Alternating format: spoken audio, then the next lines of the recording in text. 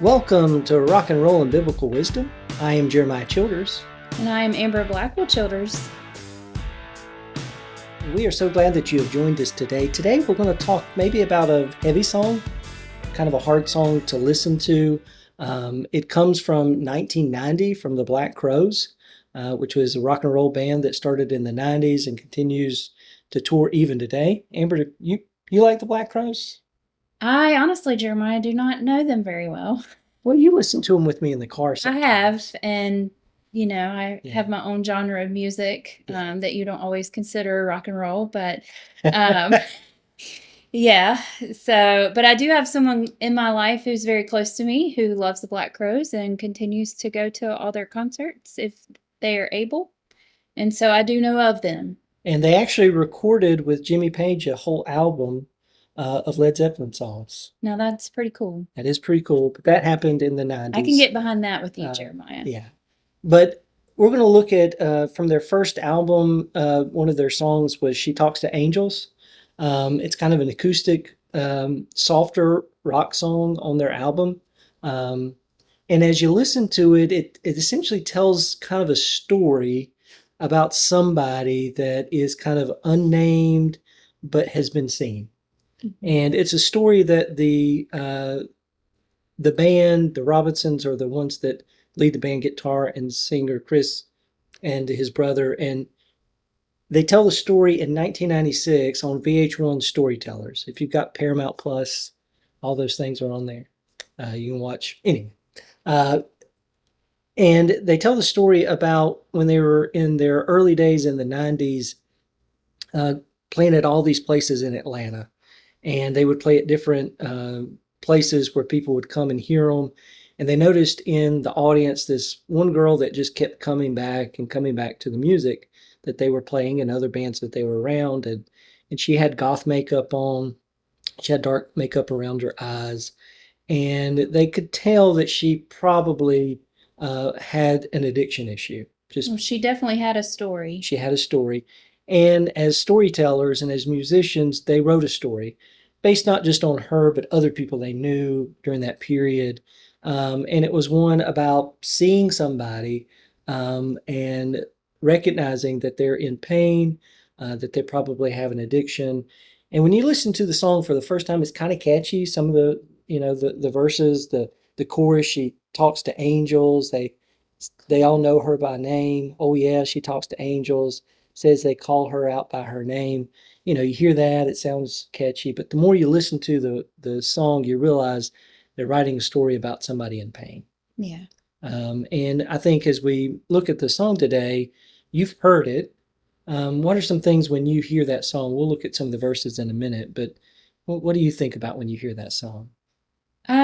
Well, it brings to mind that this particular person doesn't use the word addiction, but you said that the story that they told was that they could tell by her arms that she was a user. And also it's a story of a person who maybe because of their addiction is estranged from their family. You'll talk about the lock of hair she carries in her pocket as well as the cross around her neck. And, the lock of hair is from a child and it may be the loss of a child, and addiction helps to numb pain. And it also could be the fact that she's estranged from her child because of her addiction. And I work with a lot of patients whose children are put in foster care or some kind of care of a family member while they are struggling with their addiction and having to go through recovery in order to get custody of their children back. Well, let's look a little bit at the song, and as we do, we'll make a few comments, and then we're going to look at a couple of passages from the New Testament today. And you can look through the Old Testament and see some images here throughout of addiction and other things that happen. We'll talk more about those, but let's look at a few of the verses of the song. The opening verse goes like this: She never mentions the word addiction in certain company. Yes, she'll tell you she's an orphan after you meet her family. She paints her eyes as black as night now, pulls those shades down tight. Yes, she gives a smile when the pain comes. The pain's going to make everything all right. She in the darkness, she Maybe using was using drugs. drugs. And when the pain comes from the using, also, people don't talk about that side. But that's going to make everything all right for her because she knows that it's going to get in her system. She talks to angels. They call her out by her name. Oh, yes, she talks to angels. Says they call her out by her own name. She keeps a lock of hair in her pocket. She wears a cross around her neck. Yes, the hair is from a little boy, and the cross someone she has not met. Well, not yet. So this song is about somebody that, real or imagined, is someone who is in pain, is using drugs to alleviate the pain. Probably the pain comes from a loss of some sort. Yeah. And the awareness is the cross around her neck for the writer is someone she's not met, not yet. With the awareness, as the angels are talking to her, essentially they're calling her home because she's at a point where she may not make it. Yeah. And we know from ministry, from family, from other things that addiction often can lead To death. to death. And, that's the sad part about the song. Amber, can you think of a time when you have met somebody that you, one, assume that they're addicted to something, and two, you make assumptions about them just from the way they look, from what's going on, and then maybe you learn different? Well, I can think of a lot of patients that I've met through my career at the hospital, and um, sometimes they are addicted and come in for pain medication to help numb, or they come in for um, meth addiction or overdose. And it's easy when someone walks through the door and they say have black teeth or no teeth, or they're very thin, or you see the marks on their arms or even their legs, their feet. And you just automatically assume as a human that they have a story and they probably are addicted. Um, but then when you get to know them, there's a patient in particular that I've worked with in the past. And yes, they have struggled with addiction, but she is in recovery and she's working so hard to remain sober, but has relapses periodically. And I have gotten close to her as a chaplain and as a spiritual care provider to her. Um, and it just breaks my heart to see her come back in through the ER because she had a relapse, or she comes knowing that it's a safe place for her to be or to get the help that she needs before she has a relapse. And so um, it's just a really hard situation. And it's also when you see those people come through the door and you just wonder if you want to get involved because you don't know what their story is, but you also don't know, because addiction is a disease, and it, even though people may want to get help, it's really really hard to stay in recovery. And I commend anybody in recovery um, because it is a very hard journey. Mm. I remember in college, it's towards the end of my college. I don't think I was in grad school yet, but I went on a mission trip with some friends to New Orleans after Katrina. And we worked with homeless ministry, and we were working on habitat houses during the day. And it was during the summer, so I ended up working more at the homeless ministry because we had a couple of guys in our group, much bigger than me, pass out from heat exhaustion. So we were working there, and there was a guy that kept coming in. There were several that we got to know that week. But one guy we got to talking to, and one of the things they encouraged us to do was just to get to know him. They would come in for clothes. In the evening, they would come in for food. And there was a guy that I noticed a couple of days, so I just asked him if he'd like to talk, and we started talking, and he asked if he would, if I'd like to know why he's there. I said, sure. He said, before Katrina, he owned his own house, he had a wife, a family, he had a very good job. And when Katrina hit, he lost literally all of his Everything. possessions. And he began by drinking. And the more he drank, he just delved into other things. And he said, it wasn't that I wanted to be homeless, an alcoholic, and an addict. it happened. Mm-hmm. Didn't happen all at once, but I lost everything, and then I lost my family, and then I lost my job, and then I lost everything. And for me, it was a way to see somebody and let them tell me their story. And the permission that he gave me was, um, I can tell you how it happened, and you might say to yourself, you'd never do it, but Unless you're in that you situation, didn't live my shoes. yeah, you don't And know. we met other people there. There was a lady named Mama Rose. She wouldn't give you her real name because she had warrants on her. And she was probably about 65. She looked like she was about 80. And she was homeless, but she had been sober for, I think at that point, about 4 months. And she was coming in and helping during the day, but she was still homeless at night. And we talked, and she talked about how, it wasn't until like in the last year that somebody really told her about Jesus, and she got saved, and she wanted to get clean, and she got clean. And she was trying to show other people. But she said, listen, I might be saved, but they still some posters in New Orleans got my face on it. So don't tell nobody.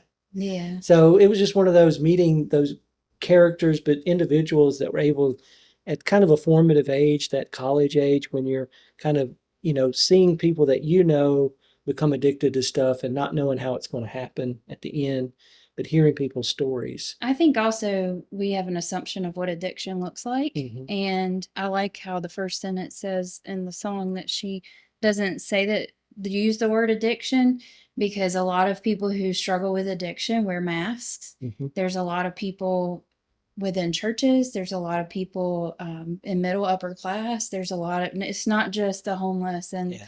those that we look at and assume that, oh, they must be an addict. It's actually people that probably many of us know that, are close to us or that we are close friends with.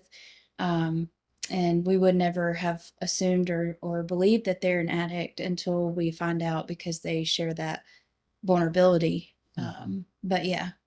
And part of one of the things maybe we'll talk about today is when Jesus encounters someone who's maybe got a different kind of addiction than that we would think of, but Jesus encounters that person and sees the whole person and loves the whole person and offers wholeness to the whole person.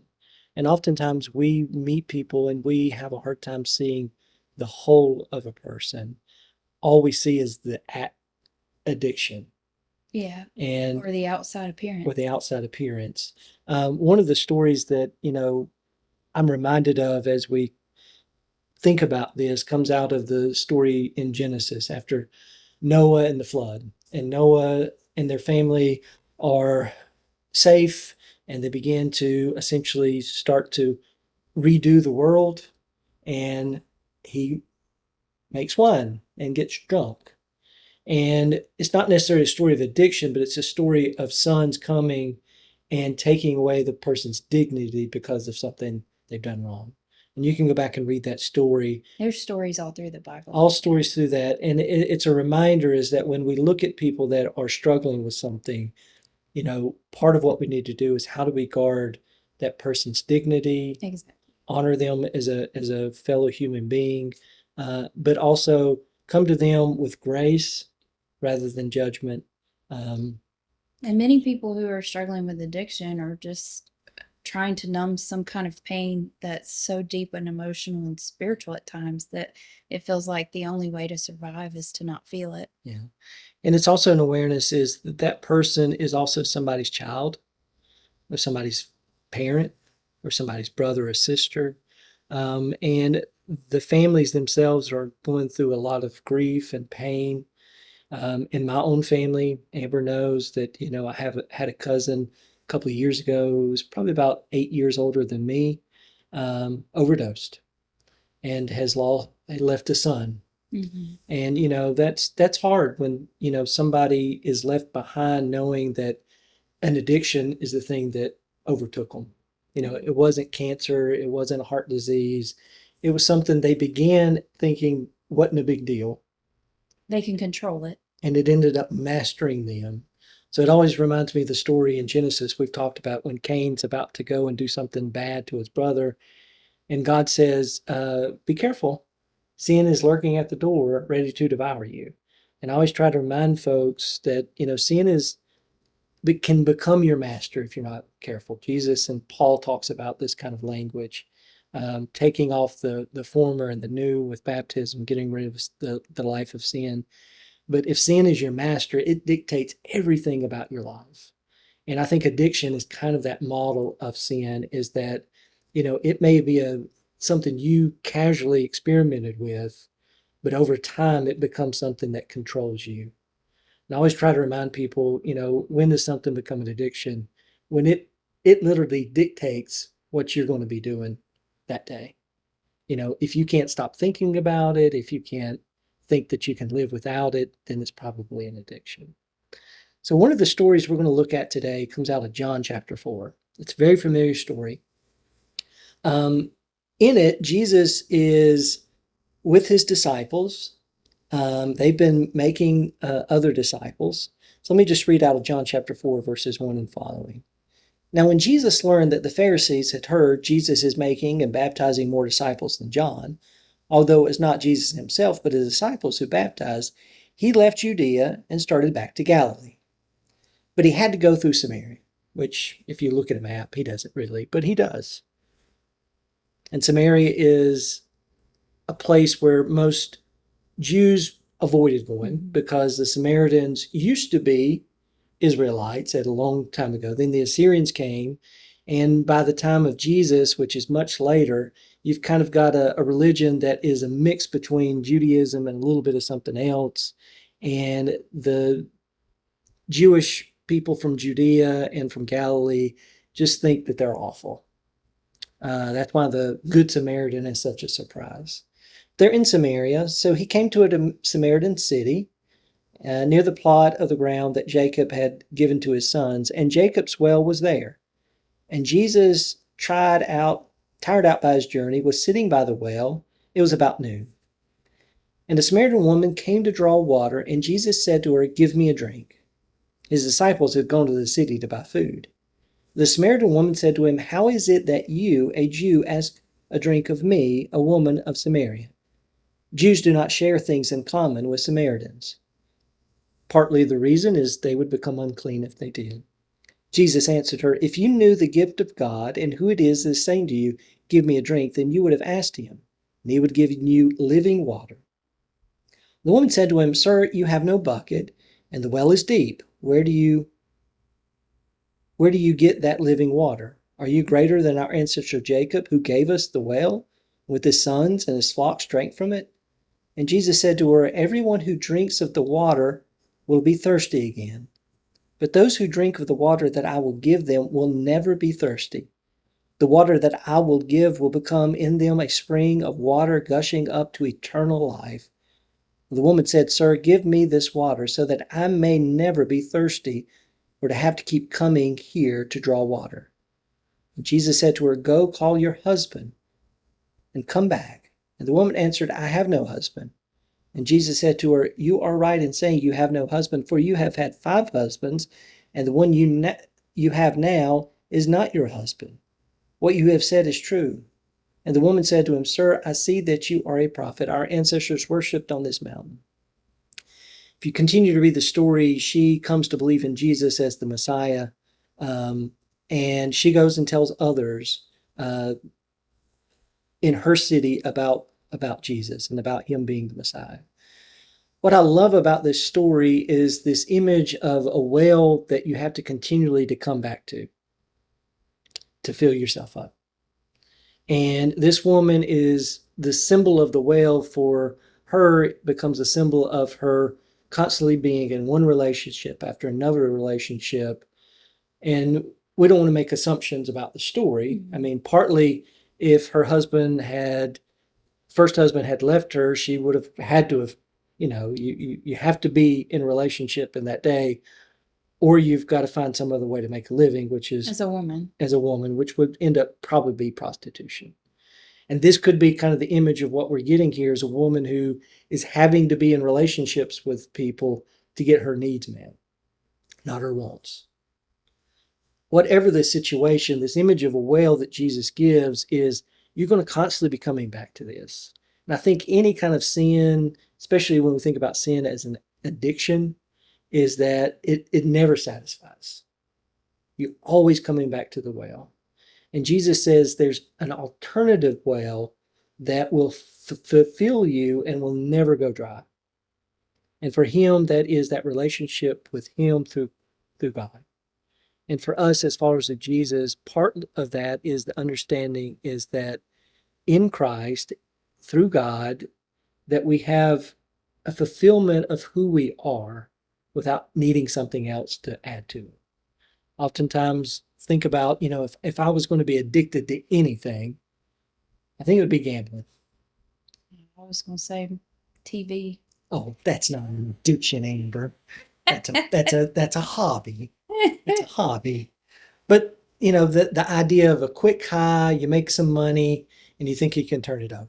Yeah. Like I can just imagine, I've watched enough movies where somebody makes a bet, they get all the money a big pile of money, and then they keep betting. And part of it is that dopamine kick. Yeah. Part of it, that's why people can sit at a slot machine all day and just keep putting money in. Because if the bells ring, they get a little high. Same thing that happens on your phone when you get an alert or someone likes your post. Yeah, likes your post. That's an addiction. Buying stuff online and seeing that it's been shipped is an addiction. I mean, there's all shopping. Shopping is an addiction. Food's an addiction. There's all sorts of addictions out there. We talk about drugs and alcohol or sex or different things like that. But anything good can become an addiction. Yeah, because you need it. It becomes you rely on it. You do. It becomes the thing that brings you comfort, fulfillment, and for some people even hope, which is a false hope. And maybe every time this woman got a new husband, she thought this will be the one. But maybe the husband wasn't the thing that she needed. It was something else. But it was wholeness in herself. So when you hear the story and you think about the well, what are some images that come up to you, Amber? You've worked with people, your experiences in your life. The image of being thirsty and always needing to come back to either when there's something bad that happens or an incredible stress in your life and needing to fix it with some kind of numbing or some kind of distraction, always having to find the next thing that's going to fill that void or that pain and take it away. And that's kind of the image I get of the well and the water always coming back to physical water that the woman was doing. So as we continue to maybe think about this, one of the issues I think with addiction is that it does hurt not only the person, but the people that love the person. Yeah. Families are often the victims beyond the person that's maybe getting sick or loses a job or eventually succumbs to sickness and even death. And it's a hard kind of reality for families to deal with. And one of the stories that comes to mind is a story we often talk about when we think about someone who has decided to go a different way in their life.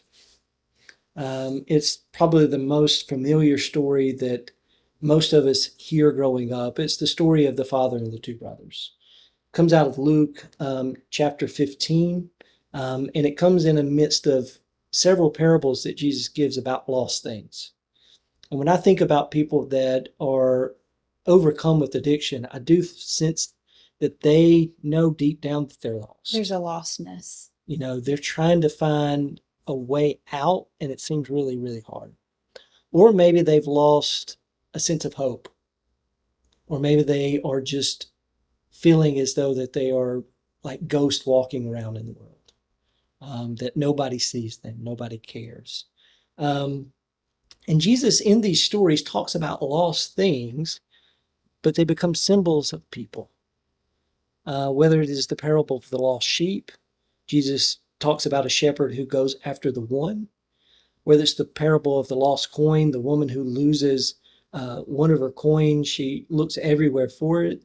In each of those, Jesus talks about how angels in heaven celebrate when one sinner, one person who is lost, far away, not only from God, but from others, is welcomed back home. And the story we have of the prodigal son and his brother, and I'd rather think of it as the father who has two sons, because both of them are lost. Yeah. And we don't have to read the story, but there's a lot to this story. Part of it is the economics of Luke, but there's other things that here that every time I come back to it, I gather new things. But the story begins, a man had two sons.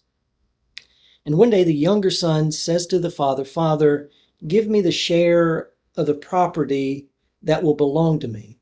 So he essentially says, Dad, Give me what's mine. give me what's mine. One day you're going to die, and I'm going to get an inheritance. I'm the younger son, so I know mine's not as big as my brother's. The father doesn't, which is an abnormal practice, but Jesus tells a story that really is extraordinary because in the story, the father does things that normal fathers don't do. One is to allow people to make their decisions for their lives. Jesus tells the story. A few days longer, the younger son gathered all he had and traveled to a distant country where he squandered his property in dissolute living. So a lot of times we read that story and we make up things that he did. I grew up hearing, he went to the big city and got in with the wrong crowd and got into drugs, and you don't know. No. But whatever he did, he lived a life that was in abundance to what it needed to be, and he lost everything. It wasn't the life that necessarily his father had created for him Or had hoped for him. but he loses everything. And during that period, as famine comes over the country that he's in, he begins to come in need, and he essentially hires himself out to the citizens of the country, and he works as a laborer with the pigs. And the days that he is famished, he just longs to eat what they're eating. And that's what gets him to his senses. Like, you think losing everything would get him to his senses. No, there's got to be what they call a rock bottom. So he hits rock bottom. And it's got to be the person who's addicted. Yeah. I get asked all the time by families, how can I make them want to change or make them get better? And you can't. It has to be that person's decision, and it's usually after a rock bottom. So he hits rock bottom, and he comes to himself. It says, but when he came to himself, he said, how many of my father's hired hands have bread enough to spare, but I'm here dying of hunger? I will get up, go to my father, and I will say to him, Father, I've sinned against heaven and before you. I am no longer worthy to be called your son. Treat me like one of your hired hands. Which for me is an awareness is that when people get to that rock bottom place, they can no longer in many ways see themselves as they once were. And their assumption is nobody else will ever see me the way I was. They'll have to see me as less than. Which, if we're honest, that's the way people operate. But the father in the parable represents God, and God operates differently than we do. But as the story goes, the father welcomes the son back. You can go back and read that in Luke 15. He kills the fatted calf. He has a party to celebrate. And he essentially says, you are the son that was lost, who is found, who was dead and is alive. And just like Jesus talks about lost things, we should celebrate when somebody is healed from an addiction, when they have been lost and come back. We should also be looking for them. Yeah. And making sure that we're never not looking for them. The father is always on the lookout for the lost son. And they're always welcome back. But the brother pouts that his brother is being celebrated because he's been staying there working. And I think when we think of the story, not as the prodigal son, but the father who had two sons, both sons are lost. The other son is lost because he thinks the value that he gets from his father isn't because he's his son, but by what he does. And why haven't you celebrated me when I've done everything right?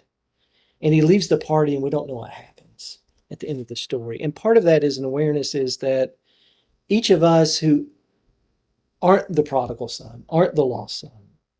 If we're not careful, we'll be lost from God when we start to make judgments about those that are lost. When we feel superior to them, when we feel like that, our lives have more value because we didn't do X, Y, Z. And the Father models for us a Father that generally loves both sons equally, is willing to forgive and welcome in, and also tenderly talk to the older son and say, You've always been here and I've given you everything. And that's a struggle I see a lot of families deal with when they have a child that is lost in some way or another. Maybe they've made wrong decisions in their life. Maybe they're in a bad relationship. Maybe they're in other kind of things we would talk about in kind of the umbrella of sin. Yet we don't give up on them because God doesn't give up. So as we close this song, I hope that as you're thinking about this, for those that are listening, that you'll think about people in your life. And if we're honest, it hurts and it's painful to think about those people that have, for one reason or another, become addicted to something and they become lost. They become alienated. But how do we not give up on them? How do we love them and show comfort to them when they come home? How do we offer grace? But how do we also understand that addiction is a strong and powerful force? Most people, when we think about addiction, as we talked about, nobody chooses to start out being an addict. And if we put ourselves in their shoes and go through their lives, maybe we would have become addicted if if one thing had been different in our life. So any last thoughts, Amber? I think the importance is, the thing that keeps coming to my mind is love and loving that person, and just also having boundaries around that person too, because tough love is a real thing as well, but it's out of a place of deep love and hope for that person, and knowing that seeing them and them feeling seen can really be healing, like Jesus saw the woman at the well. Also, there's a great book about the father and the two sons by Henry Nouwen. Mm-hmm. And so I really wanted to recommend that because I love that book and I go back to it all the time because it just has so much to offer on all players in that story. And it's based on his experience, not just with the text, but also Rembrandt's painting. Yes. Well, as we close today, you may know somebody in your life. I hope that you'll lift them up in prayer. One of the wonderful things, the parable of the lost sheep is someone who goes out and searches for the sheep. The father with two sons, the father stays still. And the father just waits. And I think sometimes there are both seasons where we have to go and look for them. Yeah. And sometimes where we just have to wait for them. And whomever in your life you're thinking of today, we offer prayer for them today and pray for you. Well, we hope that you have a good week. We will see you next week, probably for our last summer podcast of Rock and Roll and Biblical Wisdom. We'll talk more about that next week. See you later. Bye.